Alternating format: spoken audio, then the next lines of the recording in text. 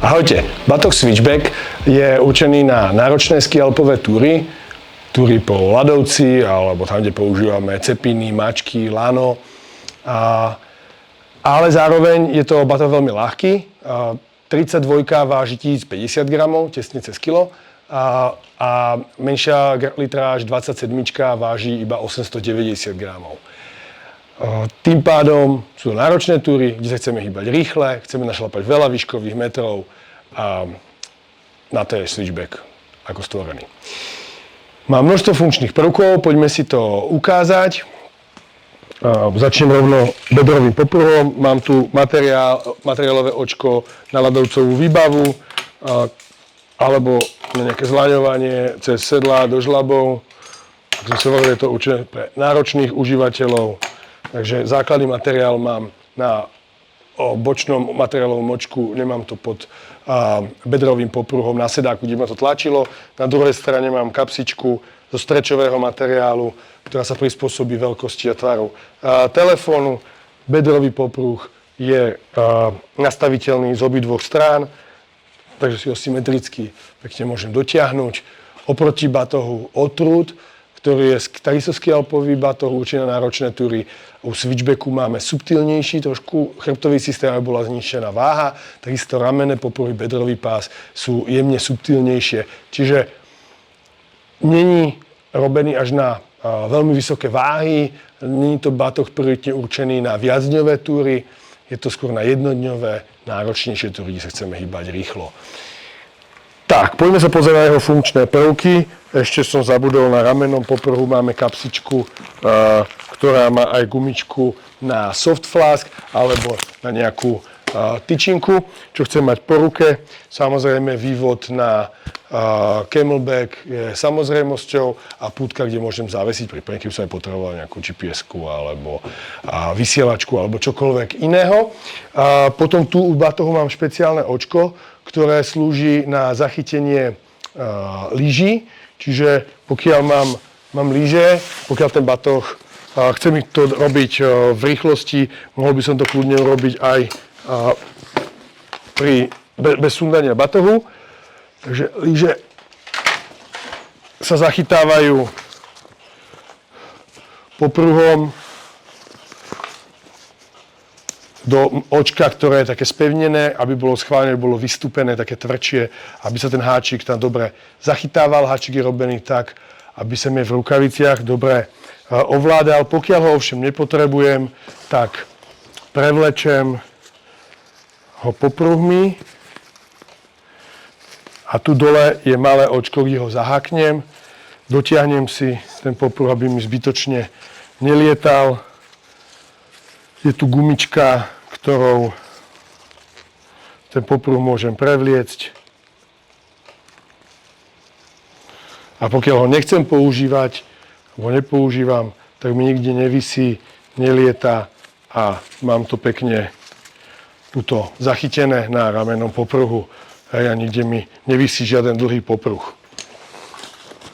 Tak, prilba je uchytená na sieťku, ktorá je nastavovacia. Dám tam aj lyžiarsku prilbu, pokiaľ by som potreboval.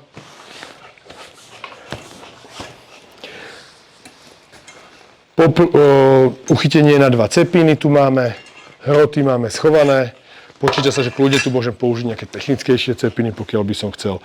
Alebo cepiny ľahké, ale s technickými hrotmi, ktoré sa používajú na ski alpinizmus. Preto hroty mám schované pod týmto pásom. Materiál batohu, keďže tu nosíme lyže, pod tým mám lajnovú výbavu, tu za chvíľku ukážeme, nosím tu cepiny, je to batoh na náročnejšie túry, takže dochádza k nejakému zaťaženiu, k náročnejšiemu, dlhodobejšiemu použitiu. Predná časť je z 2 vrstiev, takže 2 materiály jazdia po sebe. Vrch je 420 denierový materiál, ako máme použité u tých najmasívnejších batohov Peak alebo Otrud, čiže u tých najväčších batohov, ale keďže tu hráme na váhu, tak bočná strana batohu je iba zo 100 denierového materiálu. Všetko to sú materiály ale Cordura z polyamidu, takže extrémne pevné a odolné, ale predná časť, takisto spodná časť je zo 40 denierov, čiže veľmi pevného materiálu. Čiže napriek tomu, že ten batoh je veľmi ľahký, tak je takisto veľmi odolný.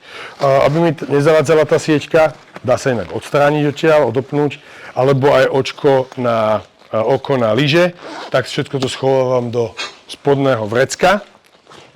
Lano nosím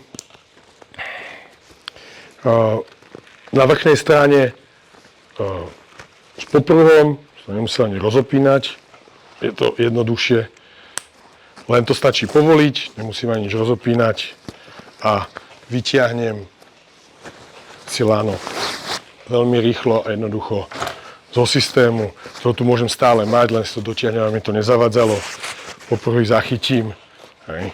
Keď potrebujem, môžem rozopnúť a popruh si môžem celý demontovať a odstrániť, mať ho bokom z batohu, vôbec mi tam nemusí zavádzať, keď viem, že lano na túrach nebudem potrebovať, používať. Na bočnej strane máme veľké vrecko, ktoré je robené na mačky alebo termosku, prípadne tam môžem, a je robené, aby som tam vložil 30-ku Radline pohodlne. Toto ja tu mám Radline 60-ku, tá sa tam vmestí takisto. Čiže mačky, kapsana veľmi dlhá po celej dĺžke batohu, bočnej strany batohu, kde dá mačky, termosku, alebo 30-metrový až 60-metrový Radline, hyperstatické lano. Na bočné strany sa takisto dajú dať lyže, tí, ktorí to máte radi, je tu spevnený materiál a vrchné, u tohto batohu vrchné sťahovanie máme trojbodové. Je to kvôli tomu, aby pokiaľ ten batoh mám prázdny, že často ho budem používať, že tam dám len trošku vybavenia, som to raz naplnil, čo všetko sa tam vmestí, ale štandardne ho budeme používať nie až tak nafulovaný, tak si ho potom môžem podľa potreby stiahnuť vrchnú alebo spodnú časť a skrátka si ho pekne posťahovať a využiť to ako kompresný popruh. A inak sa dá pekne otvárať a zatvárať, keď tam chcem potom vložiť lyže alebo lano. Tu som si vložil karabínu, aby mi to pripomenulo a nezabudol som, že na bočnej strane 32 je daisy chain, kde v prípade, že napríklad by som išiel na nejakú chatu, chcem si zobrať pár vecí navyše, hygienické potreby a tak ďalej, tak si to môžem kľudne sem pripnúť nejaké vrecko, alebo si môžem napríklad mačky pripnúť v tom prípade na ten výstup, návrh alebo čokoľvek iného, čo potrebujem, tak aby som vlastne znova zvýšil možnosti alebo objem batohu, čo potrebujem vytiahnuť von. Ja som sa snažil sem nacpať do toho batohu, keďže tie 32 je relatívne ľahký, tak aby som vám ukázal, že do toho batohu sa vmestí naozaj veľa, tak som sem dal dovnútra aj pásy, veľkú lopatku a poďme si to rýchlo ukázať. Pila, lánko na sneh. V posledných generáciách batohov Ortovox robí to, že aj u freeridových batohov alebo tu od toho switchbacku, že máme na malý cepín 45 cm, že ľahké skialpové cepiny, máme slot medzi sondou a lopatkou, máme vo vnútri na cepín, tak aby pokiaľ ho chcem mať schovaný, nechcem, aby mi zavadzal, alebo niekde na lanovku, keď idem sa vyviesť, tak aby sa mi nezachytával ten batoh, nikoho som nezranil alebo nepoškodil nejaké oblečenie. Takže mám tu vo vnútri schovaný cepín, vo vnútri je vrecko na nejaké cennosti, drobnosti s kľúčenkou. Tak. Na vrchnej strane mám veľmi veľké vrecko, ktoré je zo spodnej strany prišité, tak aby nedochádzalo vytlačeniu obsahu tej hlavnej komory, aby mi nestlačalo toto voľné vrecko a potom mi tie veci nevypadávali von, aj keď ten batoh mám takto plne naložený, jak som si ho teraz ja naložil. Takže spodná strana toho vrecka je prišitá na boku a vlastne nedochádza k vytlačeniu toho vrecka objemom batohu hlavnej komory. Ja tu mám čiapku, veľké lyžiarske okuliare, veľké plus so slnečnými okuliarami, softshellové, hrubšie rukavice, niekoľko rôznych tyčiniek, keksíkov, opalovací krém, kobercovka, čelovka. Vidíte, že to horné vrecko je naozaj veľmi veľké a dokážem tam dať veľa vybavenia, ktoré chcem mať po ruke. Napriek tomu, že ten batoh je ľahký, tak stále má množstvo odkladacieho priestoru. Ako je u zimných batohov Orthovox štandard, tak máme zadný vstup, batoh môžeme položiť do snehu a chrbtový systém nebudeme mať mokrý, nebude nás to chladiť na chrbte.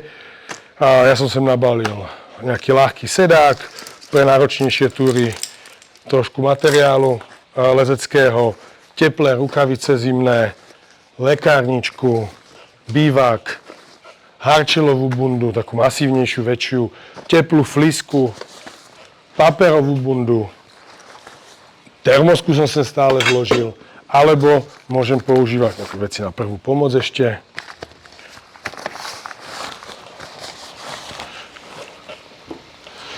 Alebo tu môžem mať camelback, vrecko-náklonný bag, kde mám vývod zase robený po strane, tak aby mi vôbec nezavádzala hadička, keď si ten zadný chrbtový systém otváram a vyťahujem veci z neho. Emergency karta. Čiže batoh switchback. Na namáhaných miestach veľmi odolný, ale celkovo je ľahký, 1050 g 32, 890 g 27. Veľa miesta a funkčných prvkov na ochytenie všetkého materiálu na veľmi náročné ľadovcové alebo náročné skialpové túry s lezeckými pasážami, určený pre náročných užívateľov, ktorí chcú ľahký batoh a našlapať veľa výškových metrov. Pokiaľ ste skialpinisti, ktorí hľadáte batoh pod kilo, máme ešte variantu Switchback 27 alebo 25S. A tento batoh má pár drobných rozdielov oproti Switchbacku 32. Hlavný rozdiel je v chrbtovom systéme, a to v tom, že zadný panel nemá 3 vrstvy výstuže, ale má iba 2.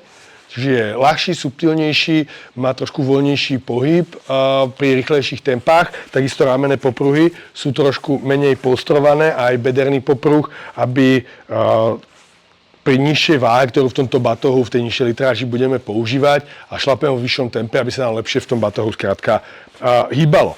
Takisto ramenné popruhy sú v podstate robené niečo medzi vestou a ramenným popruhom batoha. Na pravej strane máme zipovú kapsičku zo stračového materiálu na telefón, je tu ešte aj pišťalka. Tie popruhy sa dajú potom výškovo nastaviť. Na ľavej strane máme zase strečové vrecko na soft flask a stále ostáva na bedrovom popruhe materiálové putko, to není osekané. Funkčné prvky sú v podstate u tých dvoch batohov 32 a 27 totožné. Ešte jeden rozdiel tu je, máme tu 2x daisy chain, čiže keď potrebujem si vyniesť nejaké veci hore, chcem si ich pripnúť zvonku batohu, nejaké vrecko s hygienickými potrebami a s prezlečením na chatu napríklad, a chcem si brať malý batoh, tak stačí mi, tak stále tak môžem použiť a daisy chain využijem na nejaké pripnutie extra materiálu, ale čo tu není tu zvlášť lavínová kapsa na lavínovú výbavu. Lavínová výbava je riešená tým spôsobom, že vo vnútri batohu máme jednu takúto strečovú kapsu nepremokavého materiálu, kde vložím list lopaty a sondu a lopatku, topórko lopatky dávam tu do bočného takéhoto linca, kde mi drží po strane. Inak batohy Switchback sú funkčne totožné, chytíte na ne 2 cepiny, lano, dáte z boku mačky alebo lano znútra. Zabudol som ešte jednu vec pripomenúť, a to je u batohu 32.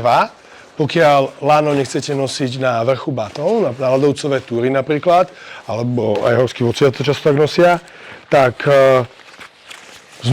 na ľavej strane z boku je otvor, vývod na lano. Lano mám vo vnútri batohu, mám ho vyvedené na von a v prípade núdzovej ľadovcovej záchrany môžem lano vyťahnuť a manipulovať si, alebo keď lano potrebujem použiť, tak ho viem vyťahovať z batohu a mám ho vonku nachystané, cvaknuté na karabinke a lano mám vo vnútri.